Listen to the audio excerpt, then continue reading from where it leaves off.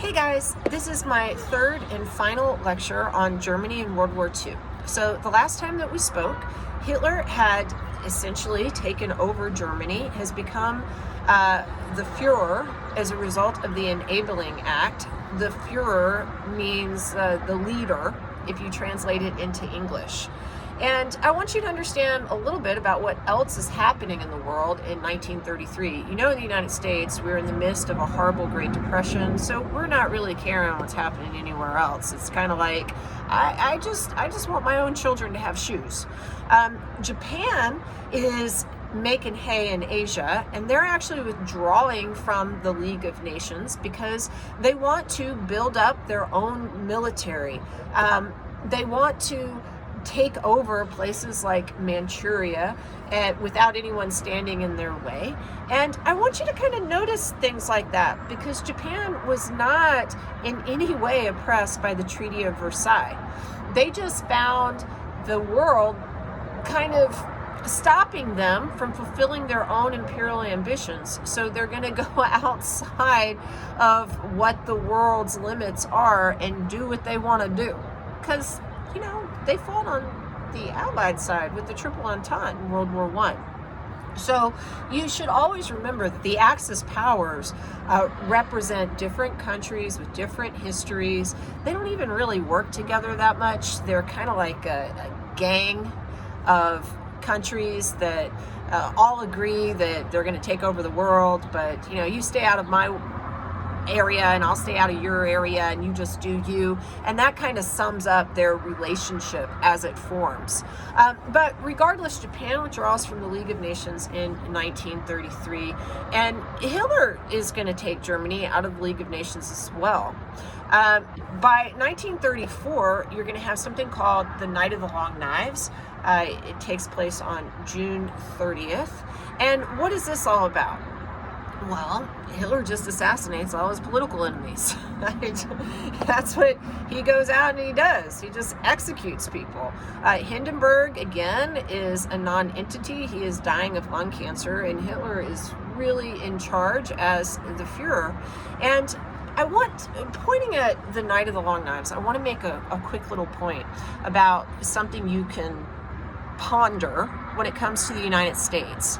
As a younger woman, I started to notice in American politics, really probably around the George W. Bush era, that people who did not like presidents would call them Hitler. This happened under Bush, this happened under Obama, this happens now under Donald Trump. And I want to tell you, this is not helpful, it is not productive, it is dangerous hyperbole that just alienates people, and it's also just clearly historically ignorant.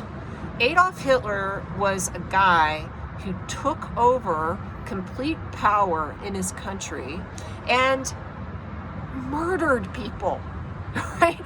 He went out and he murdered people.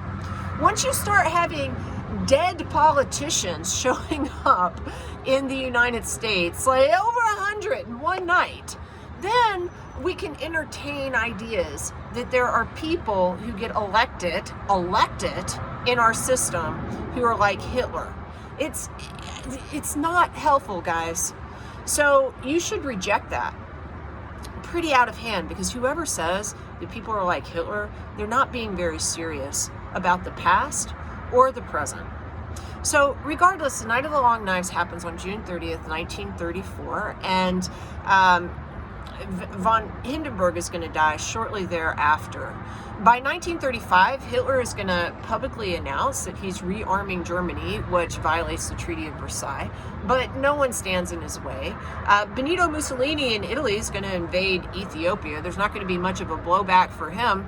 So Hitler is going to say, oh, okay, well, I'm going to do more stuff. So he takes Germany and he reoccupies the Rhineland. He takes his forces and he reoccupies the Rhineland.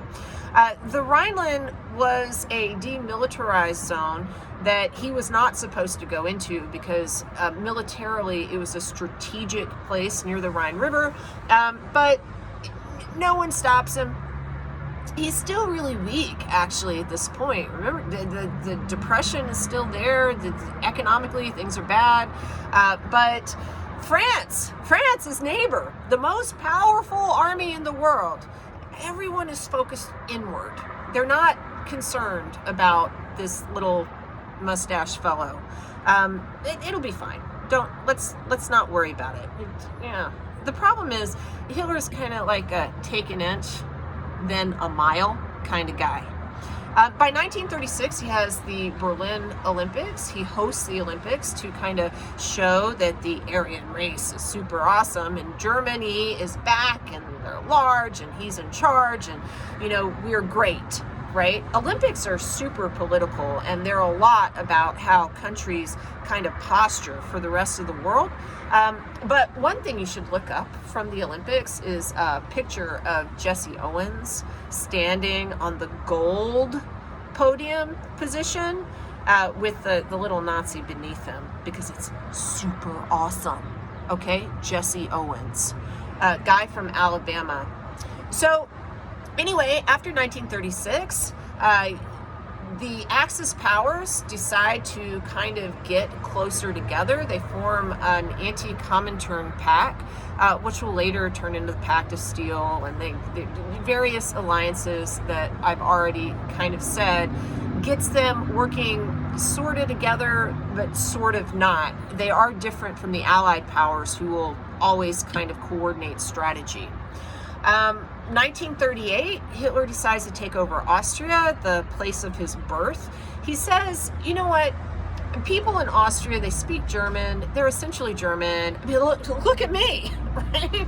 We should be one peoples. So it's an artificial separation that we aren't.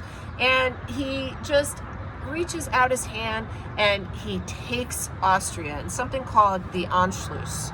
So, all right. No one stands in the way of that, really. So Hitler next comes the annexation of the Sudetenland.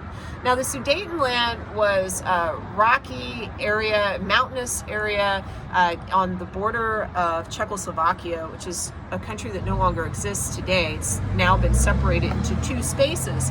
But Hitler wanted to take over the Sudetenland. His military advisors thought that this was not a wise move. They thought that it would cost German blood.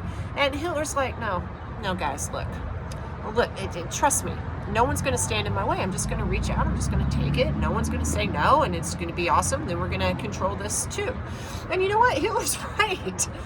What happened is the British leader of the time, Neville Chamberlain, will go and meet with Hitler and sign something called the Munich Agreement, which is essentially, hey, yeah, you can take a chunk of Czechoslovakia in 1938. By the way, the Czechs aren't invited to any of these talks, which is kind of sad. But, then you're going to be done, right? And we're going to have world peace, and we're not going to have any aggression anymore in Europe, and we're all just going to calm down. And Hitler, you have your German peoples from the Sudetenland, you've got your German people from Austria, you're in charge of your own country, you do what you want to do within your own borders, that's fine. So how did people react to the Munich Agreement? Well, no one wanted to have World War I over. They didn't want the redo. So they're like, oh, it's great. Except for Winston Churchill.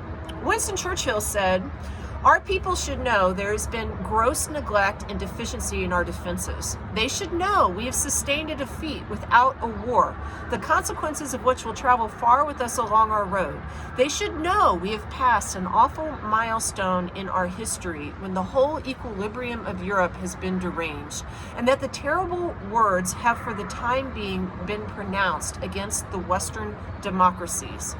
Thou art weighed in the balance and found wanting. Churchill was not a fan of the Munich Agreement. How about the American leadership, FDR? What does FDR do? He sends Neville Chamberlain a telegram.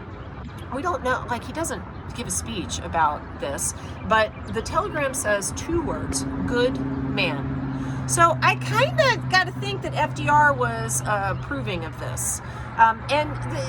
Look, I like FDR as a wartime leader. He does a good job during World War II. He does a whole bunch of things that are really awesome. But the idea that he really understood Hitler as a threat, I think that you can look at what happens here and say, well, maybe he didn't totally get it. Okay? I mean, I'm not bashing Roosevelt. It just is what it is. So after the Munich Agreement, what goes down within the borders of Germany, a sweet little thing called Kristallnacht, which is not sweet at all.